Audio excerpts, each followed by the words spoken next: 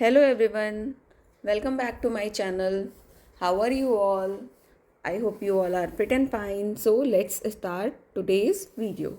Today I'm going to discuss questions given at page number 9 of chapter 1st, that is matter in our surroundings of class 9th from NCERT science. आज हम chapter first का जो page number 9 पे जितने questions दिए गए हैं उनको डिस्कस करेंगे. Let's start. Question number 1, convert the following temperature to Celsius scale. हमें यहाँ पे टेम्परेचर दिया है केल्विन स्केल में, उसको सेल्सियस स्केल में कन्वर्ट करना है, जिसके बारे में हमने चैप्टर में पढ़ा था. तो देखते हैं कैसे करते हैं. First part 300 kelvin. जब हमें सेल्सियस से केल्विन में चेंज करना होता है टेम्परेचर, तो हमारा जो भी टेम्परेचर दिया गया होता है उसमें हम 273 ऐड करते हैं. तो जब हमें केल्विन से सेल्सियस में करना होगा तो क्या करेंगे, हम जो भी हमारा केल्विन में टेम्परेचर दिया होगा उसमें से 273 माइनस करेंगे. तो यहाँ पे कितना दिया है, 300 केल्विन. तो इसको सेल्सियस में चेंज करने के लिए हम क्या करेंगे, 300 में से 273 माइनस करेंगे.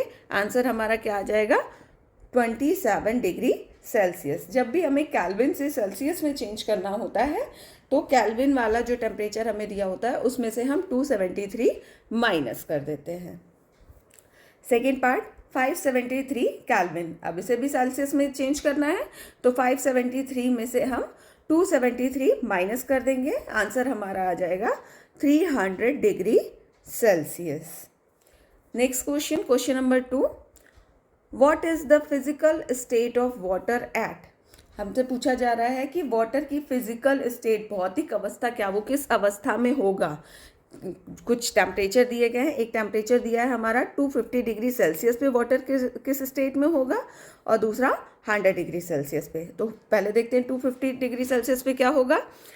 तो हमें ये पता है कि वाटर का बॉइलिंग पॉइंट क्या है, 100 degree Celsius. Means 100 degree Celsius के ऊपर क्या होता है, वाटर गैसियस स्टेट में चेंज हो जाता है, वेपर के फॉर्म में चेंज हो जाता है. तो 100 डिग्री सेल्सियस के ऊपर कोई भी टेम्परेचर होगा, उस टेम्परेचर पे वाटर की स्टेट क्या होगी, गैसियस स्टेट होगी. तो यहाँ पे भी क्या होगा, at 250 degree Celsius state of water will be gaseous. तो आंसर हम क्या लिखेंगे, since 100 degree Celsius is the boiling point of water and above 100 degree Celsius water present in gaseous state, so at 250 degree Celsius state of water will be gaseous. Next part B 100 degree Celsius.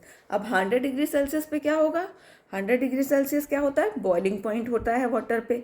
Means इसके 100 degree Celsius में कुछ 100 degree Celsius पर कुछ water हमारा liquid state में भी हो सकता है और गैसेस स्टेट में भी हो सकता है. क्योंकि 100 डिग्री सेल्सियस पे वाटर जो होता है वो बॉयल करना स्टार्ट होता है, जिससे कुछ फॉर्म उसकी वेपर में चेंज हो जाती है, गैसेस फॉर्म में चेंज हो जाती है और कुछ लिक्विड फॉर्म में भी होती है. तो इस स्टेट 100 डिग्री सेल्सियस पे क्या स्टेट होगी, हम क्या लिखेंगे answer, since 100 degree Celsius is the boiling point of water, so at 100 degree Celsius water exists in both liquid and gaseous state.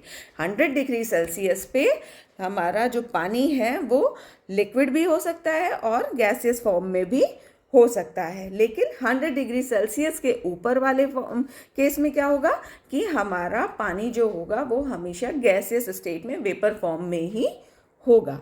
Next question, question number 3, for any substance why does the temperature remain constant during the change of state. क्या कहा गया है question में कि जब भी किसी भी जो सब्सटेंस, कोई पदार्थ होता है, उसका जब स्टेट चेंज हो रहा होता है, मीन्स वो लिक्विड से गैस या गैस से लिक्विड में चेंज हो रहा होता है, तो उस टाइम पे टेम्परेचर जो रहता है वो कांस्टेंट क्यों रहता है, एक टेम्परेचर ही क्यों रहता है.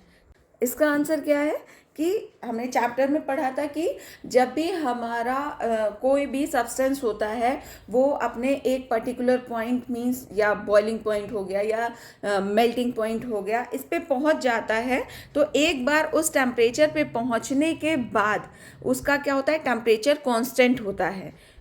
जबकि उसको एक्स्ट्रा हीट प्रोवाइड की जाती है तब भी उसका टेम्परेचर कांस्टेंट रहता है। तो क्यों होता है, क्योंकि जब वो एक बार अपना एक टेम्परेचर गेन कर लेता है, मीन्स या तो बॉइलिंग पॉइंट, जैसे जो वाटर का बॉइलिंग पॉइंट होता है 100 डिग्री सेल्सियस होता है, वो एक बार गेन कर लेता है, तो उसके बाद वो टेम्परेचर अगर उसको हीट और भी दी जाती है तब भी वो उसका टेम्परेचर बढ़ता नहीं है। क्यों होता है ऐसा, क्योंकि उसके बाद 100 डिग्री सेल्सियस के बाद और जो उसको हीट दी जाती है वो कहाँ यूज़ होती है, वाटर के पार्टिकल्स के बीच में जो अट्रैक्शन फोर्स होता है उसको ब्रेक करने में यूज़ हो जाती है, ना कि टेम्परेचर को इंक्रीज करने में। इसीलिए जब हमारा कोई पदार्थ अपना स्टेट चेंज कर रहा होता है उस टाइम पे टेम्परेचर क्या रहता है, कांस्टेंट रहता है। तो आंसर हम क्या लिखेंगे, during the change of state the temperature remains constant because after reaching at a point like boiling point और melting point etcetera the heat provided to particles of matter helps to break the attraction force between the particle. उनके बीच में जो particles होते हैं उनके बीच में जो attractive force होता है जिसकी वजह से वो एक दूसरे से जुड़े रहते हैं, उसको ब्रेक करने में, उसको तोड़ने में हेल्प करती है वो हीट, ना कि टेम्परेचर बढ़ाने में हेल्प करती है। इसीलिए क्या होता है कि that is why the temperature does not rise. इसीलिए चेंज ऑफ स्टेट जब होता है, किसी पदार्थ की अवस्था जब चेंज होती है तो उस टाइम पे टेम्परेचर क्या होता है, कांस्टेंट ही रहता है।